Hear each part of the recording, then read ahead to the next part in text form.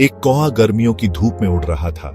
सूरज की तपिश इतनी तेज थी कि उसकी प्यास बढ़ती जा रही थी। बहुत गर्मी थी और कौवा हर पल और प्यासा होता जा रहा था। उसकी प्यास इतनी बढ़ गई थी कि उसे अब उड़ना भी मुश्किल लग रहा था। उसका गला सूख गया था और उसके पंख भारी हो रहे थे। वह एक पेड़ की शाखा पर बैठ गया, थोड़ी देर आराम करने के लिए। उसे पानी की सख्त जरूरत थी। उसने चारों ओर देखा, लेकिन कहीं भी पानी का कोई निशान नहीं था। कौवा जंगलों और खेतों के ऊपर उड़ता रहा। उसकी तेज नजरें जमीन पर पानी के किसी भी निशान को ढूंढ रही थी। वह हर जगह देख रहा था, लेकिन उसे पानी नहीं मिल रहा था। वो आवाज लगा रहा था।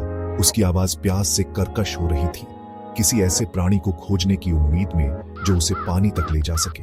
उसकी आवाज में दर्द और निराशा थी, लेकिन वह हार मानने को तैयार नहीं था। आखिरकार दूर से उसने कुछ ऐसा देखा जिससे उसे उम्मीद की किरण दिखाई दी। वो एक मिट्टी का घड़ा था जो एक छोटे से गांव के पास रखा था। कौवा लगभग ठंडे ताजा पानी का स्वाद ले सकता था। एक पल भी बर्बाद किए बिना कौवा घड़े की ओर झपटा। उसका दिल उम्मीद से धड़क रहा था। वो घड़े के किनारे पर बैठ गया, अपनी प्यास बुझाने के लिए बेताब। उसने अपनी गर्दन झुकाई और अंदर देखा।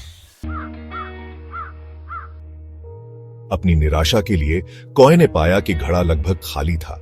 उसने उम्मीद की थी कि उसे पर्याप्त पानी मिलेगा, लेकिन घड़े में केवल कुछ बूंदें ही बची थीं। यह देखकर उसकी निराशा और बढ़ गई। पानी का स्तर इतना कम था कि उसकी चोंच उस तक नहीं पहुंच सकती थी। उसने कई बार कोशिश की, लेकिन हर बार असफल रहा। पानी की कमी ने उसकी प्यास को और बढ़ा दिया। कौवे ने निराशा की लहर को अपने ऊपर छाते हुए महसूस किया। उसकी आंखों में निराशा साफ झलक रही थी।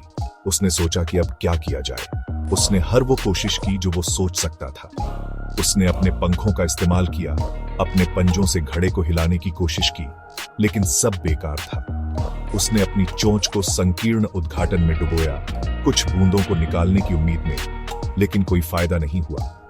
उसकी चोंच पानी तक पहुंचने के लिए बहुत छोटी थी। घड़े की गर्दन बहुत संकरी थी और पानी का स्तर बहुत कम था। उसने सोचा कि क्या कोई और तरीका हो सकता है जिससे वह पानी तक पहुंच सके। उसकी निराशा अब हताशा में बदलने लगी थी। भाग 4। एक चालाक उपाय। कौवा चारों ओर देखने लगा। उसके दिल में निराशा बढ़ती जा रही थी।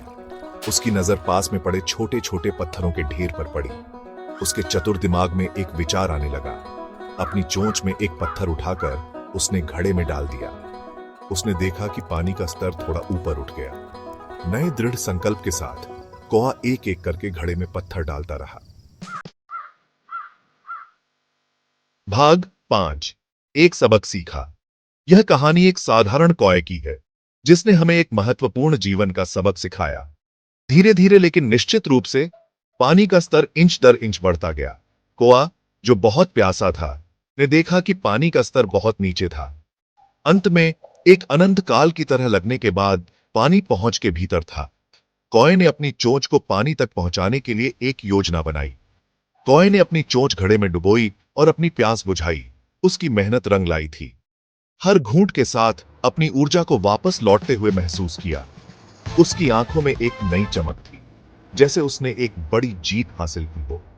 कौवे ने अपनी दृढ़ता और सरलता से प्रतीत होने वाली दुर्गम बाधा को दूर करने का एक रास्ता खोज लिया था।